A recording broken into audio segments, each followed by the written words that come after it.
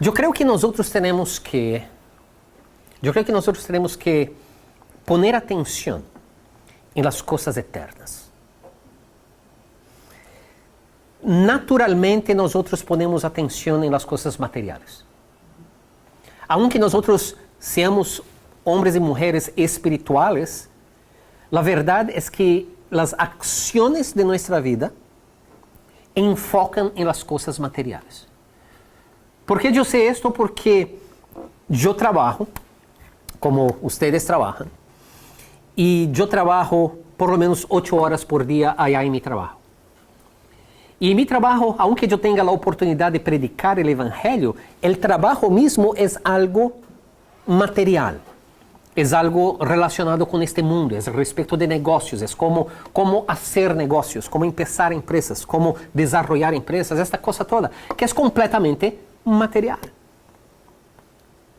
Pero yo creo que nosotros como cristianos viviendo en este mundo material tenemos que poner atención y enfocar en las cosas eternas.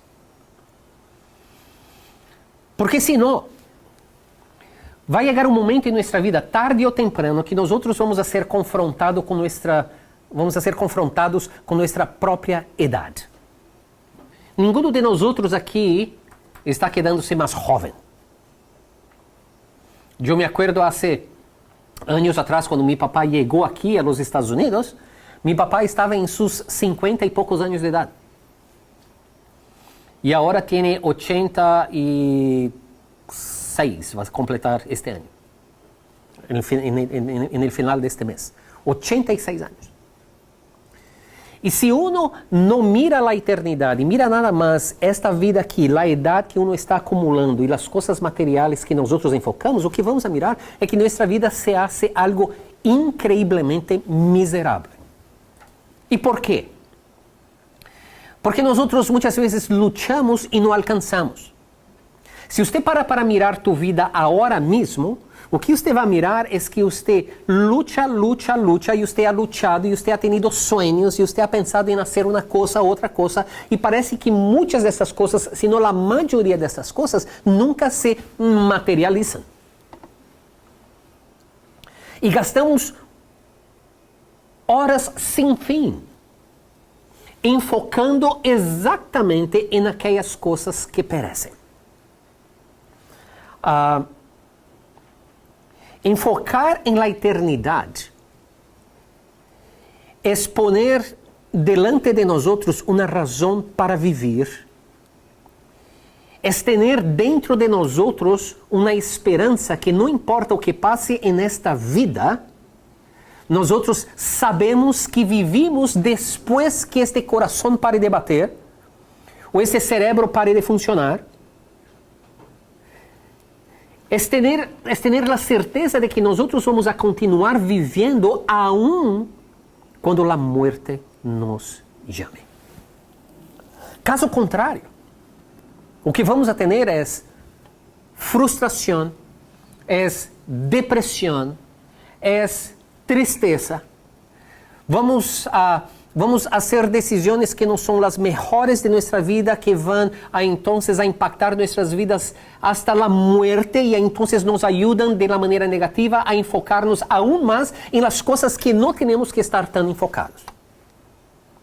Pero como un hombre, una mujer, y como un hombre y una mujer cristianos, pueden entonces enfocar en las cosas o en la cosa llamada eternidad. ¿Cómo es posible que un hombre y una mujer cristiano puedan hacer esto? Y vamos a tener que volver a un texto que nosotros hemos mirado muchísimas veces.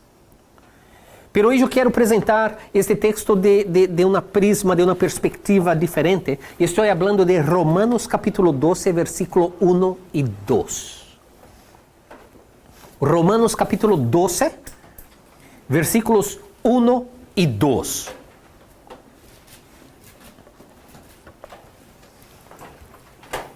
Y la palabra de Dios dice así: Así que, hermanos, os ruego por las misericordias de Dios que presentéis vuestros cuerpos en sacrificio vivo, santo, agradable a Dios, que es vuestro culto racional.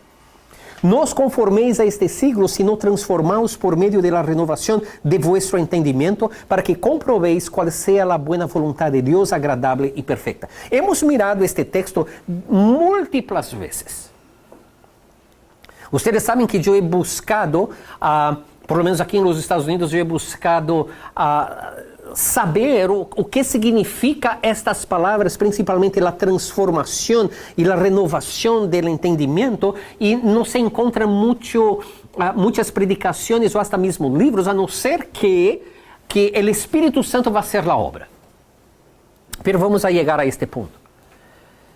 Pero tenemos una responsabilidad personal, y aquí nosotros vamos a hablar de estas dos responsabilidades que están juntas en realidad, haciendo una gran responsabilidad a respecto de nuestra vida material y de nuestra vida espiritual, la vida invisible que nosotros vivimos. Dice así: así que, hermanos, os ruego por las misericordias de Dios, después de hablar varias cosas a respecto de Israel, del pecado, de la necesidad de ser purificados, Pablo dice así: yo ruego por las misericordias de Dios. Pongan atención en lo que yo estoy a punto de decir, porque lo que yo estoy a punto de decir va a cambiar la vida de ustedes. Es lo que Pablo está diciendo. Él dice así: que presentéis vuestros cuerpos en sacrificio. El verbo dice que, no es el verbo, pero que presentéis. Hay una responsabilidad personal de la persona que tiene que ofrecer el sacrificio. Nosotros tenemos que estar dispuestos, listos, preparados, con las habilidades correctas para presentar, en este caso, el cuerpo. Es mi responsabilidad. Es mi responsabilidad como sacerdote que yo soy y sacerdotes que ustedes son, de ofrecer un sacrificio como el sacrificio que los sacerdotes en el tiempo del Antiguo Testamento presentaban. Pero allá ellos presentaban animales puros, aunque puros todavía eran animales. Sabemos que Cristo murió en la cruz, el Hijo de Dios, un hombre puro, 100% hombre, 100% Dios. Pero ahora Pablo llega a nosotros, y Dios a través de Pablo llega a nosotros y dice así: ustedes tienen que ofrecer también sacrificio, y el sacrificio es vuestro propio cuerpo. ¿A dónde el sacrificio se queda? En el altar. O que Pablo nos llama aquí, hermanos, es para tener nuestros cuerpos, nuestras vidas en el altar de Dios día y noche. El sacrificio en los días del Antiguo Testamento, se agarraba un animal y lo mataba. En la persona de Cristo Jesús, Él fue sacrificado en el madero, en la cruz. El sacrificio requiere muerte. Y aunque este sacrificio es vivo, porque Dios no está llamando aquí que nos matemos a nosotros mismos o nos matemos unos a los otros, la idea básica es que hay un cierto problema con el cuerpo, con la materia. Hay un cierto problema con el cuerpo que requiere la necesidad que nosotros estemos con nuestros cuerpos en la presencia de Dios consistentemente. Yo estaba leyendo un libro de un científico americano llamado Bruce Lipton. Bruce Lipton. El doctor Bruce Lipton fue maestro de medicina en la Universidad de Wisconsin, Escuela de Medicina.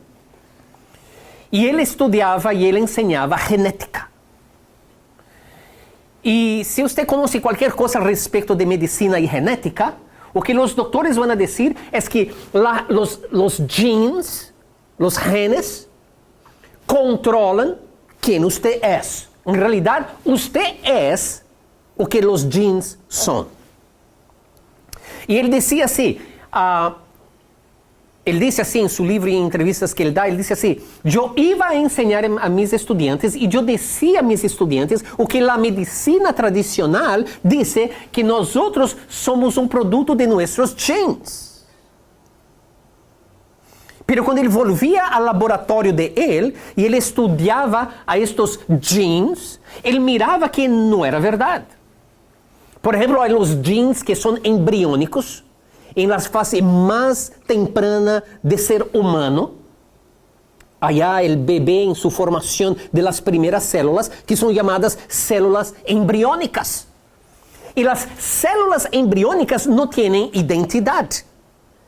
Aquellas células pueden hacerse un hígado, pueden hacer un riñón, puede hacer una piel, puede hacer un hueso. No, los genes no tienen identidad hasta que, por el proceso de formación del ser humano, aquellas células son colocadas en lugares, ciertos lugares, en su formación biológica, a donde ellas agarran un carácter. Y a donde ellas son colocadas es exactamente un medio ambiente que las hace entonces adquirir la identidad de hueso, o de cerebro, o de riñón, o de cada parte del cuerpo que nosotros tenemos.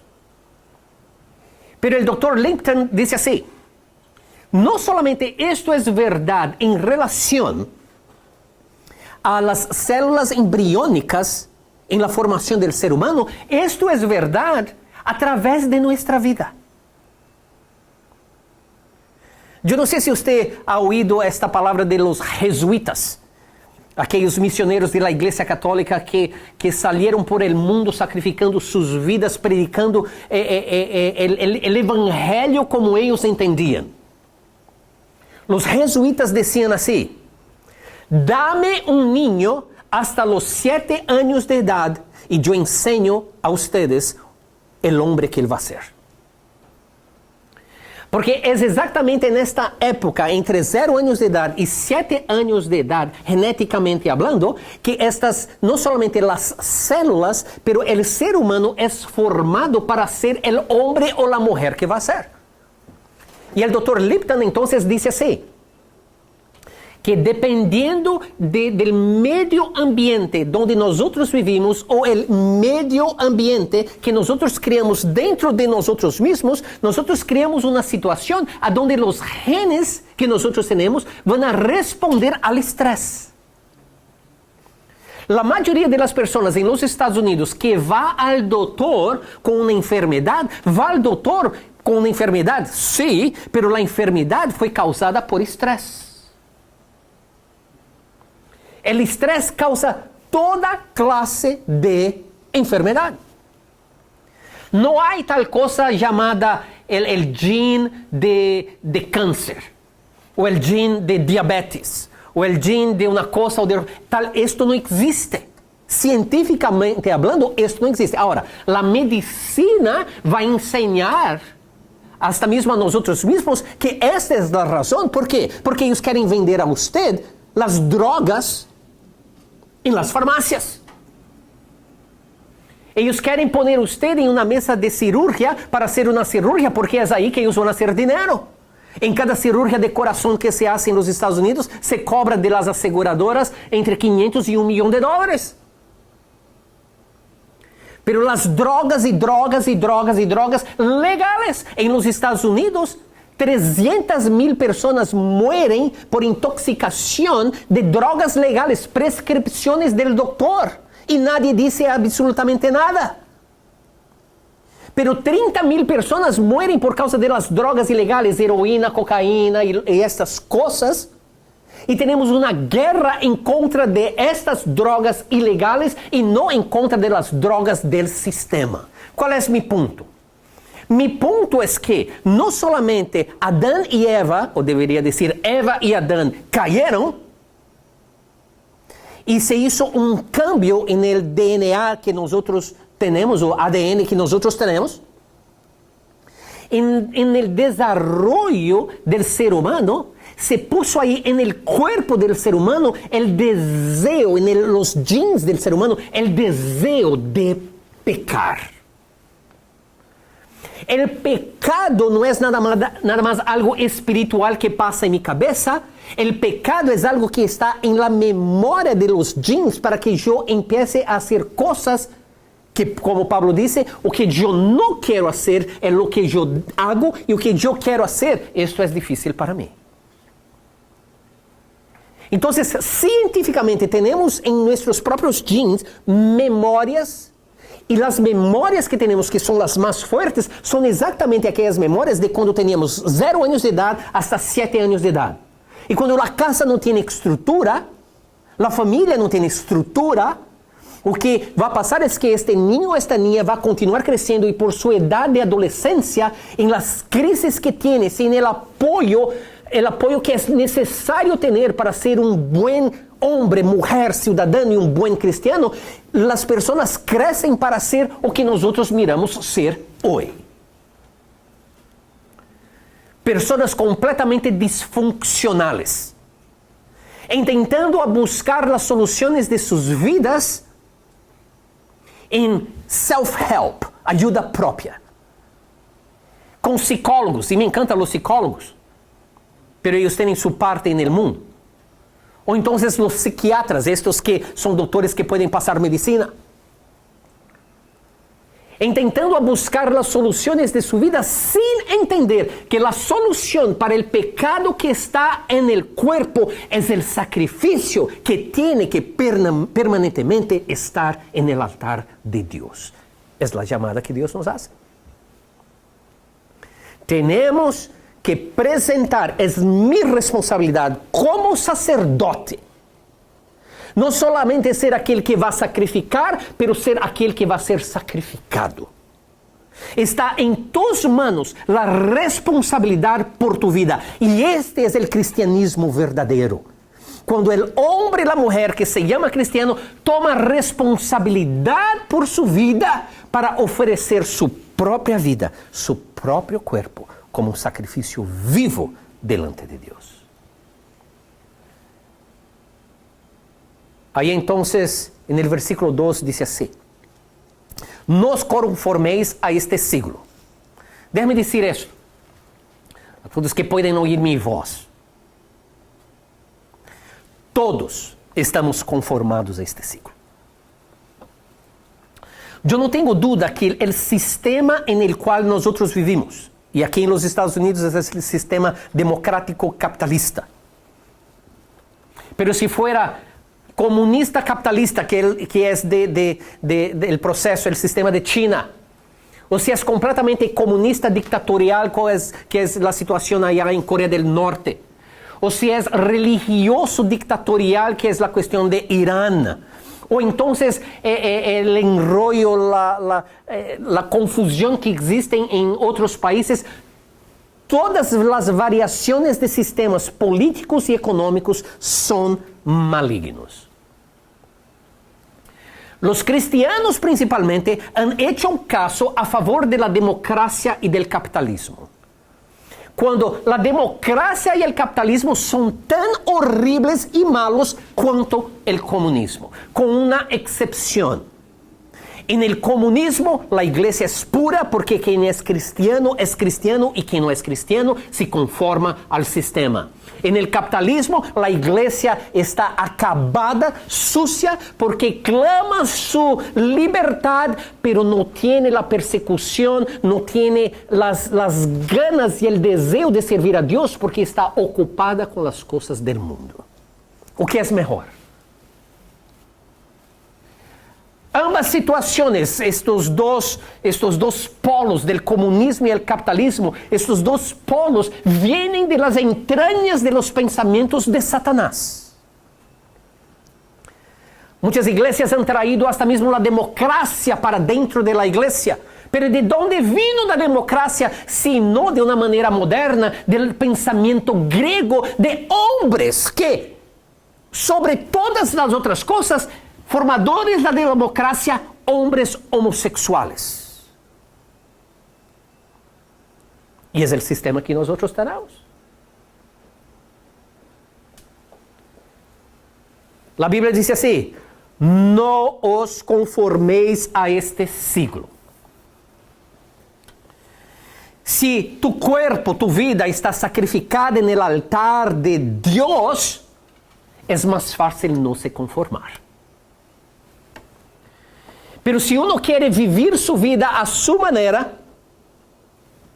y no sacrificar quien uno mismo es y matar los deseos que Pablo dice, los deseos de la carne, es increíblemente difícil y va a haber la conformación al sistema en que vivimos.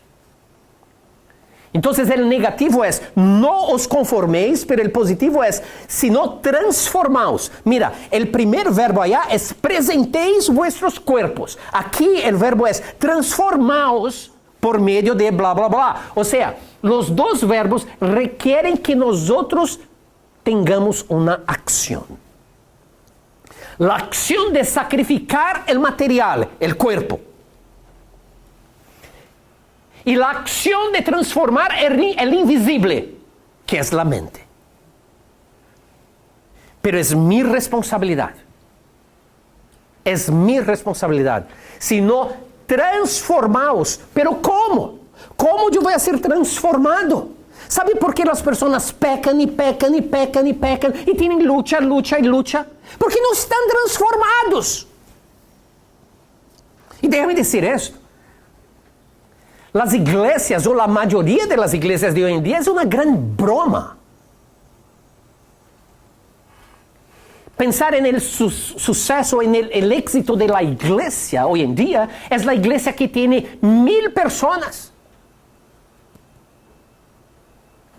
Pero ¿por qué no miran la vida de las personas?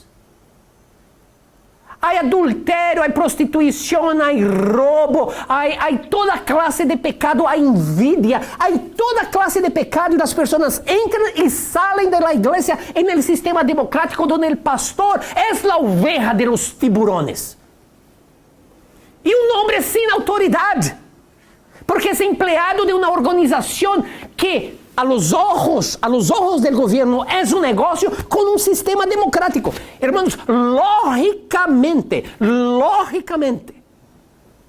es una locura. Usted no puede conducir, administrar una empresa con principios gubernamentales. Y usted no puede gobernar un gobierno con principios de negocio. Y intentamos hacer esto en la iglesia diciendo que es la voluntad de Dios. Locura. Locura. Dios nos llama para ser transformados. Llama a mí y llama a usted. La iglesia debería ser parte de eso, una parte intrínseca, profunda en la transformación, porque los pastores, los ministros son llamados no para estar allá predicando. La mayoría de las iglesias no tienen pastores, tienen predicadores. Pastor algunas veces tiene que quebrar la pierna de la oveja. Es la responsabilidad del pastor de tener certeza que sus ovejas van a llegar a las puertas del cielo. No es conformarse con la cultura, con la sociedad, con la teología del momento, pero es permanecer firme en la palabra de Dios, aunque la palabra de Dios pueda parecer ser algo cuadrado, anticuado o del pasado. La iglesia, el pastor puede ayudar al individuo, pero el individuo tiene que tener una certeza de una cosa. Cuando usted esté delante de Dios, es usted que va a estar delante de Dios. Y usted presentó tu cuerpo, y usted transformó tu mente. Dice así, transformaos por medio de la renovación de vuestro entendimiento. Y aquí en realidad es la mente, la palabra entendimiento es la mente que es el invisible. Es el invisible. El cerebro no produce la mente, pero hay algo allá en el cerebro donde la mente, que es este espíritu que nosotros tenemos, y hay diferencias entre alma y espíritu, pero es interesante que por lo menos en este texto Pablo nos da un dualismo. El dualismo es el cuerpo y la mente. Y aquí la mente podemos considerar como el espíritu que también está en una fase de transformación. Y dice así, renovaos por medio, o transformaos por medio de la renovación de vuestra mente. Ahora, si la mente está conectada con el cerebro, y el cerebro con la mente, ahí entonces lo que vamos a mirar es que hay la posibilidad que la mente pueda influenciar el cuerpo, pero también que el cuerpo pueda influenciar la mente.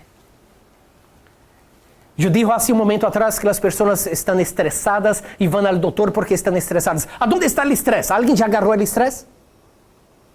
Porque si pudiéramos agarrar el estrés, lo agarrábamos y chop, chop, chop, lo matábamos y nadie tenía estrés.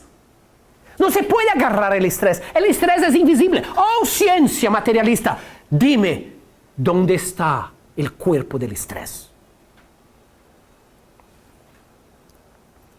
El estrés es producido por una mente que está corrompida, por un cerebro que está corrompido, como uno influencia al otro, la persona se queda enferma. Pero ¿cuántas veces no hay una enfermedad porque es una cuestión biológica y la persona se queda enferma biológicamente en su cuerpo y ahí entonces está allá, pierde la energía? ¿Ya miraron? ¿Ya miraron cuando uno tiene la flu, la influenza? Que uno se queda en la cama sin energía. La energía se acabó.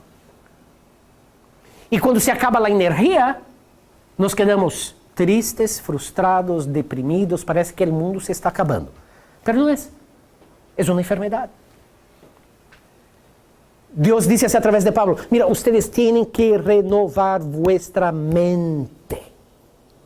Ustedes tienen que renovar vuestra mente. Y a través de los años, hermanos, a través de los años, los cristianos tenían esta idea, principalmente los cristianos bautistas, tenían esta idea que esta transformación viene a través del estudio de la palabra. Pero si este principio fuera verdadero, si el principio que nada más leer y estudiar, porque la mayoría de la gente no estudia nada, pero si el principio de leer y estudiar la palabra de Dios fuera la manera por la cual una persona es transformada, el principio se tiene que aplicar a todas las partes. Y de una manera muy sencilla podemos mirar que el estudio de la palabra o el estudio de cualquier libro necesariamente no transforma una persona. Agarre tu hijo, agarre tu hija, o hasta mismo usted mismo. Estudie algo y mire tus grados. Usted va a mirar que por estudiar un libro o mirar un video como ustedes están mirando, por el hecho de nada más hacer esto, uno no es transformado.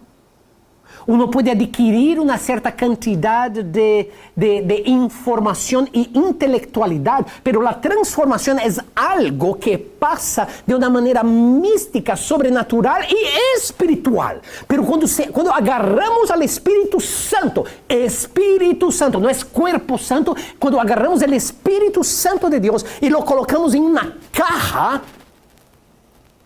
y decimos que los dones no son para hoy. Agarramos la palabra misticismo y hacemos la palabra misticismo relacionada a la nueva era y colocamos de lado. Y nos olvidamos que los padres de la iglesia, de San Tomás de Aquino hasta Agustín, todos eran místicos. ¿Y qué es ser místico? Es entrar en unión con Dios. Y esta no es la eternidad que buscamos, estar con Dios eternamente. Entonces, en nuestras iglesias, lo que ha pasado es que hemos intentado a cambiar, a transformar o a renovar nuestra mente a través de un estudio histórico, gramático y teológico, hasta mismo nos olvidando que personas son diferentes. Hay personas que aprenden por leer, hay personas que aprenden por oír, hay personas que aprenden por ver y hay personas que aprenden por hacer. Y lo que usted tiene en la iglesia la mayoría de las veces son personas hablando como yo estoy hablando. E infelizmente la mayoría de los que hablan no hablan nada and they are freaking boring. Y se espera que las personas salgan de la iglesia transformadas. Usted nunca va a salir transformado de esta iglesia. Y aquí, nada do que yo diga o otras personas digan, usted va a tener cualquier peso en tu vida si usted personalmente no sacrifica tu cuerpo y no transforma tu mente. ¿Cómo yo transformo mi mente? Well, si el cuerpo ya está en el altar, el cuerpo que ya está conectado con la mente debería estar allá también. ¿Miraron a aquel hombre, el Blue Man? ¿Conocen el Blue Man? Pero no el show en Las Vegas, porque allá son aquellos hombres que se visten de blue. Pero hubo un hombre aquí en los Estados Unidos que fue reconocido como el hombre azul. Fue el título que dieron a él. Y lo que pasó con este hombre es que él empezó a tomar una cosa llamada colloidal silver. Colloidal silver. Colloidal silver era usado antiguamente, cuando no se había antibióticos. Era usado antigamente para combater varias enfermedades. ¿Okay? Varias enfermedades. Con el desarrollo de la empresa farmacéutica, se puso del lado colloidal silver y dice, esto es una cosa maligna, nadie debe usar, pero pague por nuestras drogas aquí. Pero este hombre empezó a tomar no colloidal silver, pero un abstracto de silver que era mucho más fuerte do que colloidal silver. Pero él tomó demasiado, pero poquito. Demasiado fue en los años que él tomó, pero él tomaba poquito todos los días. Pum, pum, pum, todos los días. Y llegó un momento que la piel de él empezó a cambiar. Él era un señor blanco y literalmente se quedó azul. Se quedó azul. ¿Y sabe cómo él se quedó azul? Tomando este extracto de plata, de silver. Pero no fue de la noche al día. Fue a través de los meses y fue a través de los años. El principio se aplica de igual manera. Usted quiere transformar tu mente, ponga en tu mente las cosas de Dios. Aunque sea un poquito a la vez. Porque si usted voluntariamente no pone las cosas de Dios en tu vida, usted no necesita hacer absolutamente nada. Las cosas del diablo, las cosas del mundo van a penetrar tu corazón. Es por esto que para ser cristiano no es nada más tener fe, pero es necesario tener acción. Es necesario sacrificar a nosotros mismos. Es necesario renovar nuestra mente. Es necesario tomar responsabilidad por nuestras vidas. Ahora, ¿qué esto tiene a ver con la eternidad? Todo. ¿Cuántos de ustedes no han pasado por momentos y algunas veces por momentos prolongados de depresión? Y yo conozco muchos cristianos que son deprimidos. Y entonces dicen, no, yo soy deprimido por causa que es un problema biológico. El problema biológico posiblemente está siendo causado por el problema mental. O que esto tiene a ver con la eternidad, tiene todo a ver con la eternidad, porque no podemos empezar a vivir la eternidad cuando la eternidad llegue. Es así que pensamos, ¿no? Que la eternidad llega de una vez que yo muera. No. Ya estamos viviendo la eternidad hoy. ¿Ya miraron cómo se dice en las noticias? Encontraron el cuerpo de fulano de tal. ¿Ya miraron? ¿No? Las noticias, hay una tormenta, mucha agua, una persona muere, desapareció, ahí encontraron a la persona está muerta y dice así, encontraron el cuerpo de Juan Martínez. Y mi pregunta es, ¿pero dónde está Juan Martínez? Si encontraron el cuerpo, ¿dónde está el Juan Martínez? Si Juan Martínez no tenía a Jesús como Señor y Salvador y el cuerpo de él, el sacrificio vivo delante de Dios y una mente transformada, Juan Martínez está en el infierno. Aunque su cuerpo esté aquí. Pero cuando ponemos nuestra vida día y noche delante del altar de Dios, conscientemente, independientemente de lo que digan al respecto de mí o de aquellos que están alrededor de mí, cuando yo conscientemente pongo mi cuerpo, mi vida en el altar de Dios, yo soy el sacerdote y yo soy el objeto a ser sacrificado. Es mi decisión. Y cuando yo personalmente empiezo a trabajar con mi mente en la transformación, en la renovación. ¿Sabe qué es renovar? Renovar es lo que necesitamos hacer en estos edificios aquí en la iglesia. Renovar no significa que vamos a construir un otro edificio. Construir un otro edificio es construir un otro edificio. Renovar es agarrar lo que existe y hacerlo mejor. Hasta el día cuando nuestros cuerpos y nuestra mente y nuestro cerebro serán glorificados. Y la transformación es llamada glorificación, pero es hecha por las manos de Dios. And voila, man, that's good. Pero hasta allá es mi responsabilidad. Pastor, ore por mí. ¿Por qué? ¿Estás haciendo lo que usted tiene que hacer? Pastor, yo necesito de consejo. ¿Para qué? ¿Para hacer un tamale?